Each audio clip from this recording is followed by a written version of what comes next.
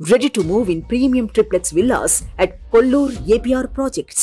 విధి రాసిన రాతను మార్చలేమనేది ఎంత నిజమో భూమిపై నూకలుంటే చావు కూడా వెనక్కొస్తుందనేది కూడా అంతే నిజం. అలాంటి అరుదైన ఘటన భద్రాద్రి కొత్తగూడెం జిల్లాలో చోటు చేసుకుంది.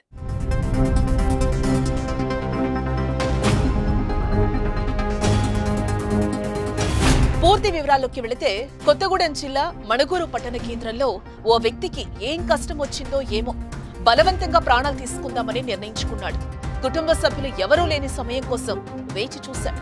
సీలింగ్ ఫ్యాన్ కు చీరతో ఉరేసుకుని ఆత్మహత్య చేసుకుని చనిపోదామనుకున్నాడు. కానీ తాను పోతే తన వారిపై ఏమైనా కేసులు అవుతాయేమోనని భయపడ్డాడు. 100కి డైల్ చేశాడు. నేను ఉరివేసుకుని చనిపోతున్నా, నా కుటుంబ సభ్యులను ఏమనద్దు అని వేడుకొని ఫోన్ పెట్టేశాడు. తలుపులు మూసేశాడు. ఇంట్లో ఉన్న చీరతో సీలింగ్ ఫ్యాన్ కు ఉరివేసుకున్నాడు. కానీ ఫోన్ కాల్ స్వీకరించిన పోలీసులు సెకండ్ ఆలస్యం చేయకుండా వెంటనే స్పందించారు. ఫోన్ నెంబర్ ఆధారంగా లొకేషన్ ట్రేస్ చేశారు. జీప్ కానీ కార్ కానీ అయితే ఆలస్యం అవుతుందని బ్లూ కోట్స్ కానిస్టేబుల్స్ ను అప్రమత్తం చేశారు. బైక్ పై వాయువేగంతో వచ్చిన కానిస్టేబుల్స్ కృష్ణ, వీరాలు వస్తూనే మూసివున్న తలుపులు బద్దలు కొట్టారు. ఫ్యాన్ కు వేలాడుతున్న ఆ వ్యక్తిని రెప్పపాట్లో కిందకి దించారు. అప్పటికే అక్కడికి చేరుకున్న వారంతా మరణించాడు అనుకున్నారు. కానీ దేవుళ్లలా వచ్చిన ఆ పోలీసులు చచ్చిపోయాడనుకున్న ఆ వ్యక్తిని బతికించారు.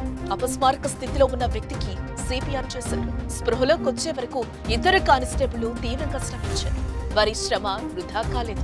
ఆ వ్యక్తి ఒక్కసారిగా ఊపిరి పీల్చుకున్నాడు.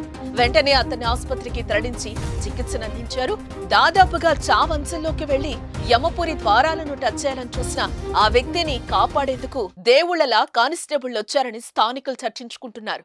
వీరోచితంగా వ్యక్తి ప్రాణాలు కాపాడిన ఆ ఇద్దరు కానిస్టేబుళ్లను ఎస్పీ రోహిత్ రాజు అభినందించారు.